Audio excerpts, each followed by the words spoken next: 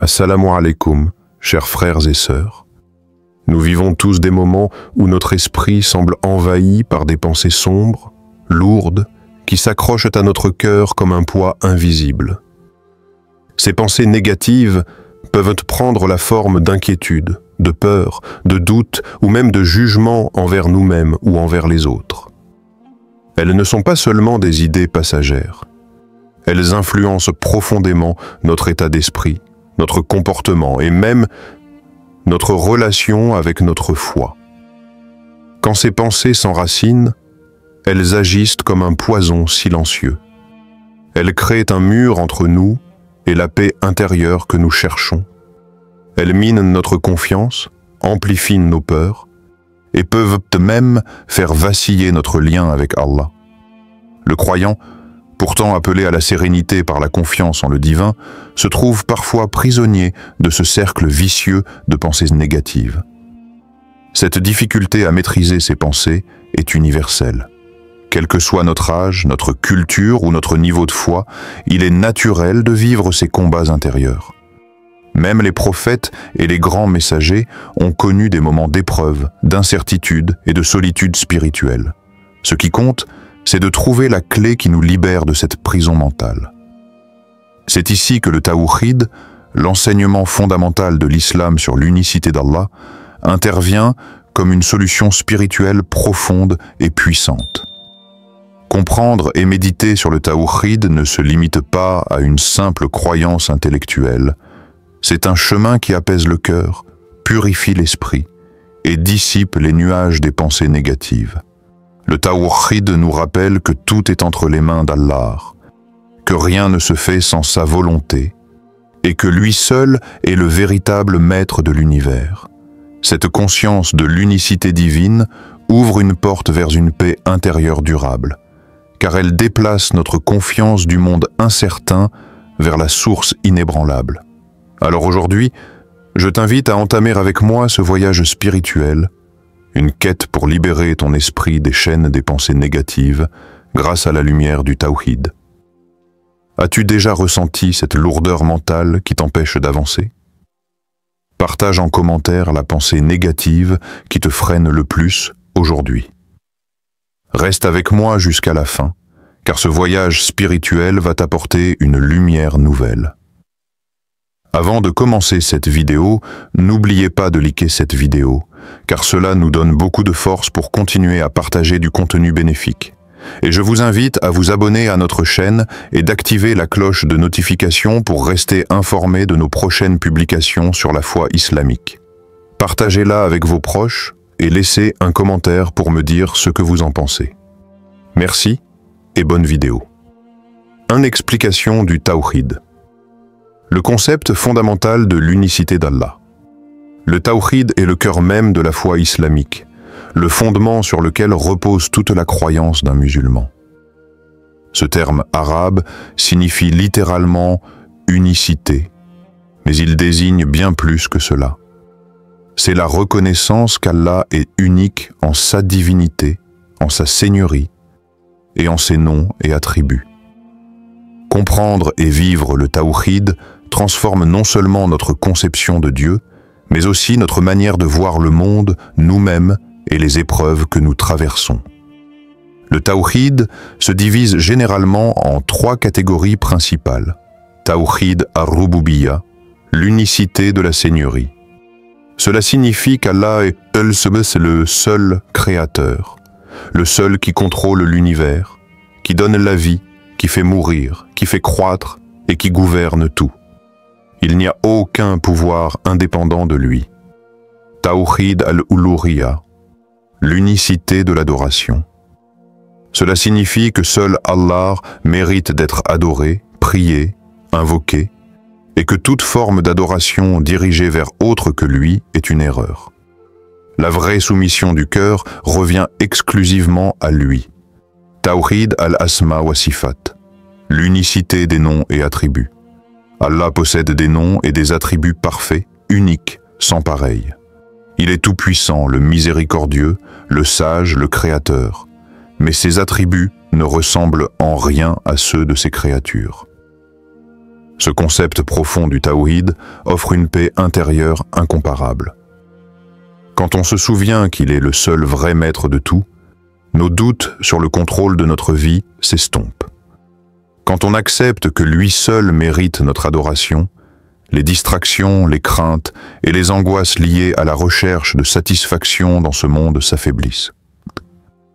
Le tawhid dissipe la peur de l'inconnu, car nous savons que tout ce qui arrive sous le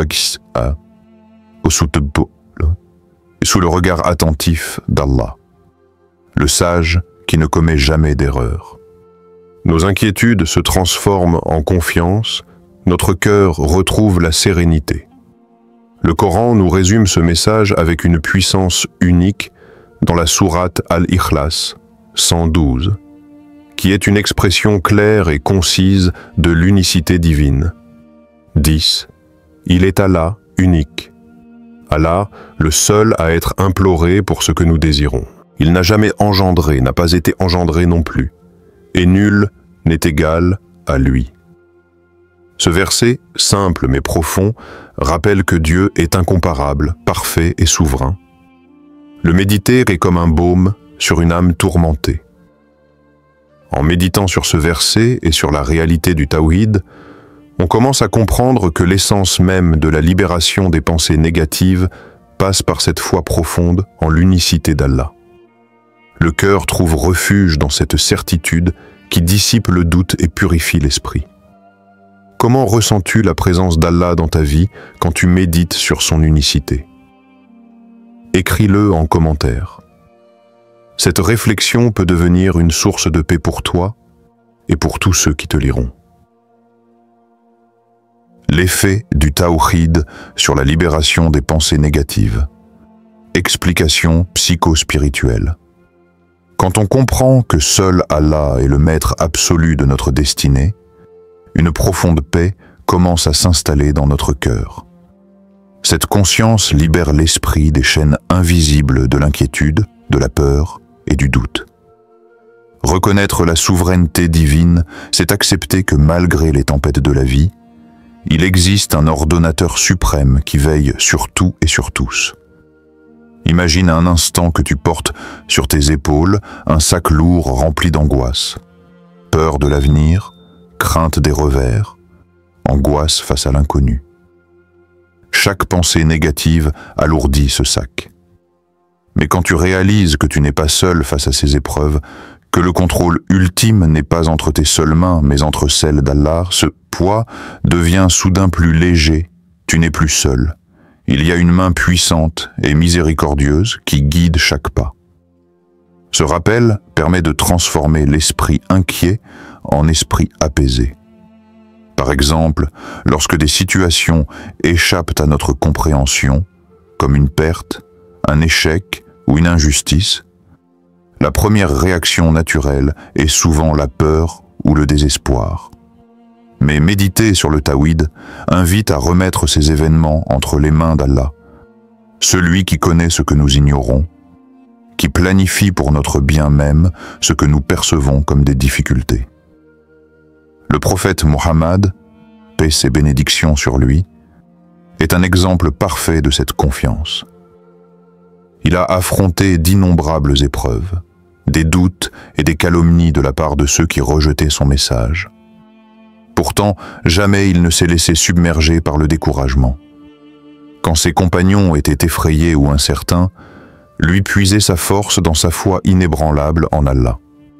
Lors de la bataille d'Uhud, quand beaucoup fuyaient, le prophète est resté ferme, rappelant que la victoire ou la défaite ne dépendent que d'Allah. Un épisode marquant est celui de la tentative d'assassinat contre lui à la Mecque. Face à ce danger imminent, il s'est réfugié dans la grotte de Thawr, accompagné de son fidèle compagnon, Abu Bakr. Malgré la peur, il répétait en silence « Hasbi Allahu wa ni'mal wakil » « Allah me suffit, et il est le meilleur protecteur ». Cette phrase simple mais puissante témoigne d'une foi profonde qui chasse la peur et les pensées négatives. Cet état d'esprit est accessible à chacun d'entre nous. En se rappelant que chaque épreuve est un décret divin, et qu'Allah est le meilleur des planificateurs, notre mentalité change. Les pensées négatives, comme « je ne vais pas y arriver »,« je suis seul face à mes problèmes »,« la vie est injuste », commencent à perdre leur pouvoir.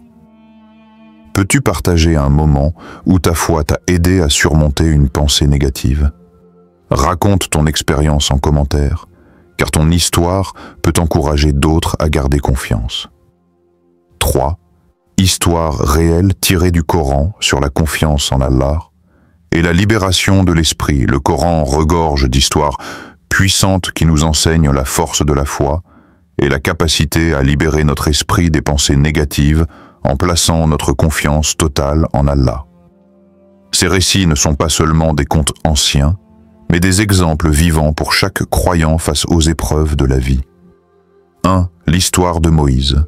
Moussa face à Pharaon. Moïse, l'un des plus grands prophètes, fut confronté à l'un des tyrans les plus redoutables de son temps, Pharaon. Malgré la peur immense qu'imposait ce souverain cruel, Moïse n'a jamais laissé cette peur envahir son esprit au point de l'empêcher d'accomplir sa mission divine. Au contraire, il s'est appuyé sur sa foi en Allah, sachant que seule la volonté divine décide du cours des événements. Quand Moïse fut envoyé pour libérer les enfants d'Israël, il se retrouva face à Pharaon qui refusait de le croire et menaçait de le tuer.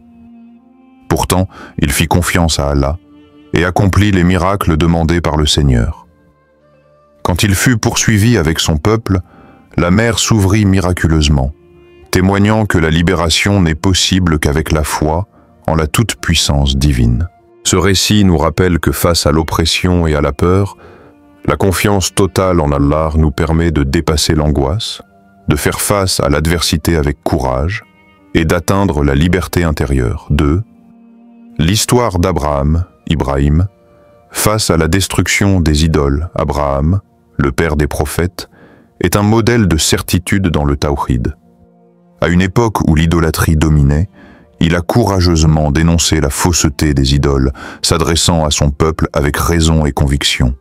Lorsqu'il détruisit les idoles de ses concitoyens, il fit face à leur colère, mais son esprit était ferme et purifié par sa foi. Il a refusé de plier devant la pression sociale et les menaces, convaincu que seul Allah mérite l'adoration. Ce courage, né de la certitude dans l'unicité divine, est un exemple éclatant de libération de l'esprit face aux pensées négatives liées à la peur du jugement des autres. La foi d'Ibrahim lui a donné la force de défier les conventions, et sa soumission à Allah fut récompensée par la protection divine, même face au feu dans lequel il fut jeté. 3. La patience de Job, Ayoub. Dans l'adversité, Job est le symbole par excellence de la patience et de la purification de l'âme. Il a enduré des souffrances extrêmes, la perte de sa santé, de ses biens et de sa famille. Pourtant, il ne céda jamais au désespoir ni aux pensées négatives qui auraient pu le submerger.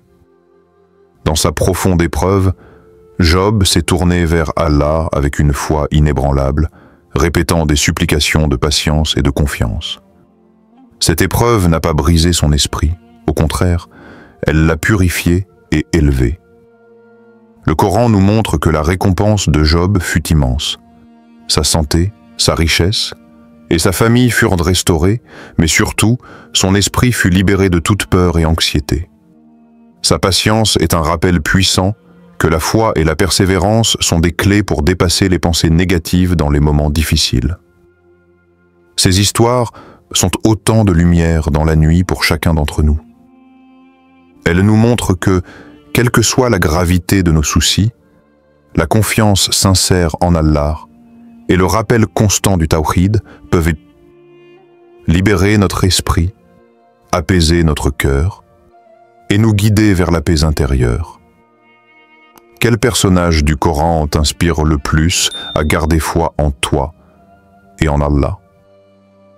Dis-le en commentaire. Ta réponse peut encourager d'autres à trouver la force dans ces récits sacrés. 4. Méthode pratique pour appliquer le tawhid dans sa vie quotidienne et libérer l'esprit. Comprendre le tawhid est une chose, mais le vivre au quotidien en est une autre. La puissance du tawhid ne se manifeste pleinement que lorsque nous l'intégrons dans nos pensées, nos actes et notre manière de voir le monde. Voici quelques méthodes concrètes qui aident à appliquer ce concept fondamental dans la vie de tous les jours, afin de libérer l'esprit des pensées négatives et retrouver la paix intérieure. 1. Rappel et méditation quotidienne sur les noms d'Allah. Les 99 noms d'Allah, aussi appelés Asma'ul Husna, sont autant de portes vers sa grandeur et sa miséricorde. Chaque nom évoque un aspect particulier de sa nature. Le miséricordieux, Ar-Rahman, le pardonneur, Al-Ghafar, le protecteur, Al-Hafiz, le sage, Al-Hakim, et bien d'autres. Prendre le temps chaque jour de méditer sur ces noms, en répétant doucement leur prononciation et en réfléchissant à leur signification, purifie le cœur et recentre l'esprit. Par exemple, quand une inquiétude surgit, réciter Al-Muhaymin, le protecteur, rappelle que Dieu veille sur nous, ce qui réduit le stress et apaise le mental. 2. Prière consciente, khushu. Le tawhid se vit pleinement dans la prière, salat. Mais au-delà du simple rituel, il s'agit d'atteindre un état de khushu, c'est-à-dire de concentration totale et d'humilité devant Allah. Lorsqu'on prie avec ce cœur humble et présent, chaque parole, chaque geste devient une encre solide qui relie l'âme à son Créateur. La prière consciente agit comme un remède contre les pensées négatives, car elle fait disparaître le tumulte mental, installant la paix et la clarté dans l'esprit. 3. Reconnaître et corriger les pensées négatives avec des affirmations tirées du Coran et des hadiths. La force du tawhid se manifeste aussi dans la manière dont on parle à soi-même. Face à une pensée négative, je ne vais pas y arriver, je suis seul, c'est injuste, il est essentiel de répondre avec des paroles de foi. Par exemple, dire « Hasbi Allahu la ilaha illa huwa » Allah me suffit, il n'y a de divinité que lui. « Innama al-usri yusra » Certes, avec la difficulté vient la facilité. Coran 84, 6. « Tawakkaltu ala Allah » Je place ma confiance en Allah. Ces affirmations replacent la pensée dans le cadre du tawhid, réduisent le pouvoir des doutes et renforcent la paix intérieure. 4. Petites actions quotidiennes pour recentrer l'esprit d'Ikr. La répétition des invocations courtes et des noms d'Allah apaise le cœur et fait fuir l'anxiété. Lecture du Coran. Même quelques versets lus chaque jour apportent lumière et sérénité à l'âme. Supplication, dua. Formuler ses demandes à Allah avec sincérité, en lui confiant ses peurs, est un acte de libération mentale. Temps de silence et méditation. Prendre quelques minutes chaque jour pour simplement s'asseoir, respirer profondément et se rappeler la présence d'Allah calme l'esprit. Ces petites pratiques, répétées régulièrement, créent une routine spirituelle qui protège l'esprit des assauts des pensées négatives. Quelle est ta pratique spirituelle préférée pour calmer ton esprit? Partage-la avec nous en commentaire. Ton témoignage peut inspirer d'autres à trouver leur propre chemin vers la paix intérieure. 5. Méthode pratique pour appliquer le tawhid dans sa vie quotidienne et libérer l'esprit. Le tawhid, au-delà d'un concept théologique, est une source de force spirituelle qui peut profondément transformer notre quotidien. Pour réellement libérer notre esprit des pensées négatives, il est essentiel de mettre en pratique ces enseignements par des gestes simples, constants et ancrés dans la foi. 1. Rappel et méditation sur les noms d'Allah, Asma'ul Husna. Chaque nom d'Allah révèle une facette de sa perfection. En les méditant, on s'imprègne de sa grandeur et de sa miséricorde, ce qui apaise les inquiétudes du cœur. Par exemple, réciter Ar-Rahman, le tout miséricordieux, ou Al-Wadoud, le très aimant, dans les moments de stress, rappelle que l'amour et la miséricorde divine enveloppent chaque épreuve. Ces méditations quotidiennes recentrent l'esprit, lui offrant un refuge inébranlable. 2. La prière consciente, khushu. Le vrai tawhid se manifeste dans la prière lorsque celle-ci est accomplie avec concentration et humilité. Le khushu permet à l'âme de se connecter pleinement à Allah, apaisant les pensées dispersées. Au lieu de réciter machinalement, prendre le temps de ressentir chaque parole, de visualiser la grandeur divine fait disparaître les peurs et fait grandir la paix intérieure. 3. Remplacer les pensées négatives par des affirmations tirées du Coran et des hadiths. Face à une pensée négative, il est crucial de se rappeler des paroles révélées qui renforcent la foi. Par exemple, « Hasbi Allahu la ilaha illa huwa » Allah me suffit, il n'y a de divinité que lui. « Inna ma'al usri yusra » Avec la difficulté vient la facilité. « Tawakkaltu ala Allah » Je place ma confiance en Allah. Ces phrases, répétées mentalement, recentrent l'esprit sur la réalité divine et chassent la peur et le doute. 4. Petites actions spirituelles quotidiennes, dhikr. La répétition régulière de formules de rappel d'Allah apaise l'âme, par exemple « Subhanallah »,« Alhamdulillah »,« La ilaha illallah ». Lecture du Coran. Même quelques versets quotidiens nourrissent l'âme et éclairent l'esprit. Supplication sincère, doua. Confier ses peurs à Allah permet de délester le poids mental. Moment de silence et méditation. Prendre un temps calme pour se recentrer sur la présence d'Allah dans sa vie aide à chasser l'agitation intérieure. Ces pratiques régulières deviennent des piliers de résistance contre les pensées négatives et renforcent le lien au tawhid. Quelle est ta pratique spirituelle préférée pour calmer ton esprit? Partage-la avec nous en commentaire. Ton témoignage peut inspirer d'autres à trouver la paix grâce au tawhid. Conclusion inspirante. Appel à la libération intérieure et à la transformation par le tawhid. Le tawhid est bien plus qu'une simple croyance. C'est une force puissante qui libère l'esprit des chaînes des pensées négatives. En plaçant notre confiance uniquement en Allah, en reconnaissant son unicité parfaite et sa souveraineté absolue, nous brisons les murs invisibles qui emprisonnent notre cœur. Cette conscience du tawhid transforme nos doutes en certitude, nos peurs en sérénité, et notre agitation mentale en paix profonde. Aujourd'hui, je t'invite à faire ce choix conscient de libérer ton esprit, ici et maintenant. Ne laisse plus les pensées négatives dicter ta vie. Reconnecte-toi à la source de toute paix. Allah, l'unique, celui qui ne change pas, celui qui guide et protège. Ce chemin de foi est une aventure magnifique qui demande patience, constance et ouverture du cœur. Continue d'approfondir ta connaissance du tawhid, nourris ton âme par la prière, le dhikr, la lecture du Coran et la méditation. Chaque pas que tu feras dans cette direction fera grandir cette lumière divine en toi et rayonnera autour de toi.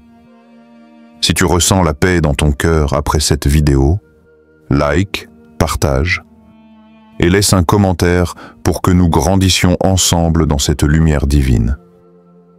Ta participation est précieuse, car ensemble, nous formons une communauté unie par la foi et la quête de sérénité intérieure. Rappelle-toi toujours, la clé pour libérer ton esprit des pensées négatives est le tawhid, la certitude en l'unicité d'Allah.